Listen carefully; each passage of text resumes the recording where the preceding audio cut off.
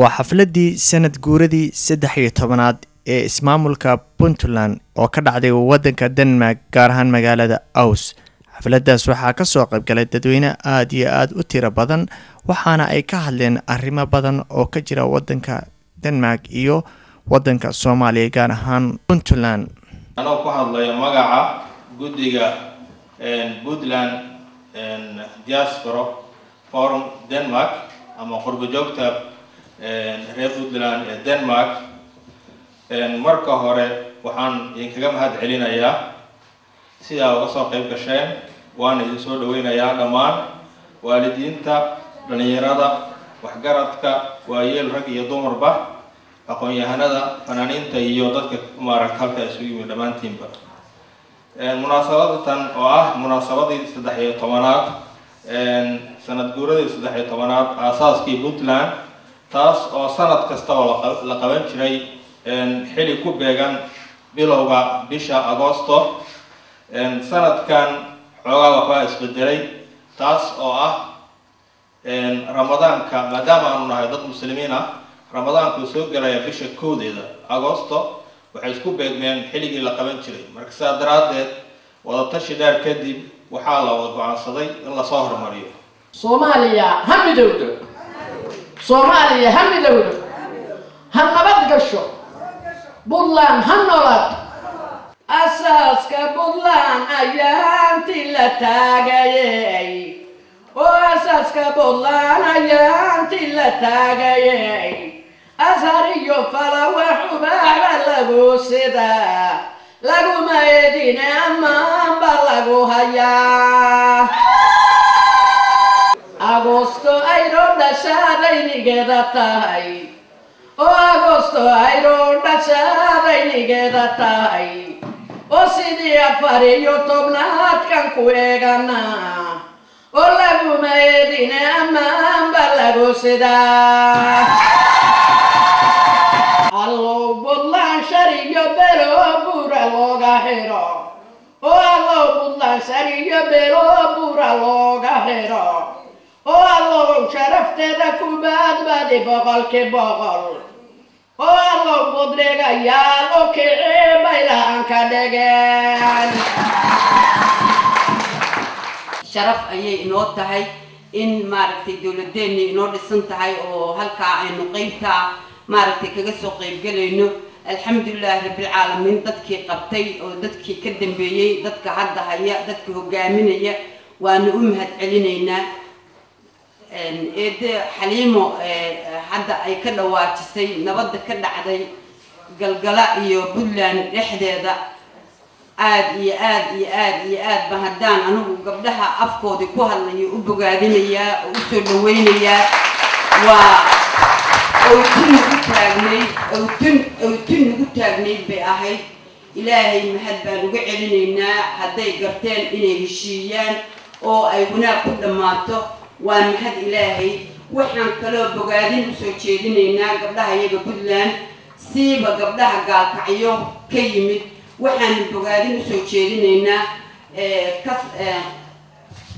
halganka ka socda gaalkacyo oo maanta dhalinyaro is-aruursatay ay u istaageen in ay maaragtay gaalkacyo ama midowdo ama ay muxuu ahaa nabad ka dhaliyaan inay maaragtay iskaashadaan taasna aad baan u bogaadinaynaa haddaanu nahay Puntland qayb ka mida oo gaalkacyo ka soo jeeda anigu ina suldaan maahi suldaankii cusbaa cali masaarkiisii baa loo fadhiyaa waa suldaan cabdiqani suldaan xasan oo halgabayaashii Puntland ka mid ah ragga u naafoobay caailadda u barahay suldaan maahi in la qaato midnimada Puntland qof waa la nibcaan karaa guuro dhiman karaa maamul waa la bedeli karaa laakiin Puntland wax la bedeli karo guuraya ma caruurteena iyo caruurteedu waxay dhaxlayaan weeye waa la inoo hanjaba waxa la inalka la idinka dabinahayaa waa la idin qarxinahayaa waa la idin gubahayaa dadkeena baa argagax lagu beeray argagax haddaynu istaagna ma jirayo dhibaatooyin ka badan baynu ka soo baxnay oo ka halganay oo soo marnay aynu qaadanno inaanu u istaagno haddii diasparaha Puntland anigu muddo dheer baan idinka maqnaa aynu nahay oo aan ilaahayna ka ballan qaadna isna cafino inaynu u istaagno difaaca Puntland cadow badan baynu leenahay gogashii nabdeed oo maantidhood laga hadlay oo Puntland xaq u lahayd iyadoo Soomaaliya ka gooyay إلا معارضة وذكيسة أنا وصومالي معارضة منه بل عد كستو صومالي أو نبض ما تيجي كوبا أو نكيا نبض يا واتجينا أنا ونا صومالي ما نويرنا أولنا وأولنا هاي بدلنا إن صومالي مرتجلي شو نقلنا وأولنا هاي أبترسنا وأولنا هاي صومالي ما نويرنا مبني فكرين على شتى جاز لو صومالي كنا لوريس بدلنا بكسو كذا محا ولا فرع دول تاريخ دوس ما قريسو إنه تاريخ ده إنه صومالي كسر يسنت هاي صومالي مثلاً ما ينقادن صومالي ما ينون هاي صومالي ديد ما هاي صومالي ديد كوادو صومالي عندي غير سابر كله استعمار كحدودي سكوا كفارا يول حدودي إنجليز كدل كحرب يابر هكذا رسول الله نهاري مين لكن أنا لما كلمة أيام رأينا إراده أو نعون كرا وأنا نعون كرا أنا جوايا أرجونا نعون كرا وأنا صار قاعدين هاي رمانتي Soomaaliya markaan xornimada qaadanay 1960 36 bishii Juun iyo 60 markaan Soomaaliya bishii Luulyo qaadanay yaani dad baa u soo halgamay run ahaantii laakiin maamulkeedii sidii loo waday waxaad moodaa inuu qaldanaa Soomaalida mushaakilka haystana oo hadda maanta aan la halgamayno run ahaantii waxay ka soo aasaasantay habka waagi aan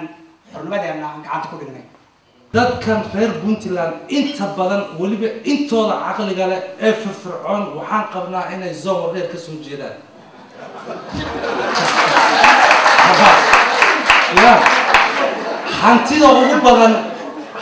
ugu badan ee geeska Afrika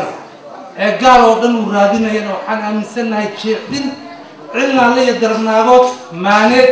ilaa booq damo intaasay hantida ugu badan ku jirtaa reer Puntland baan iskale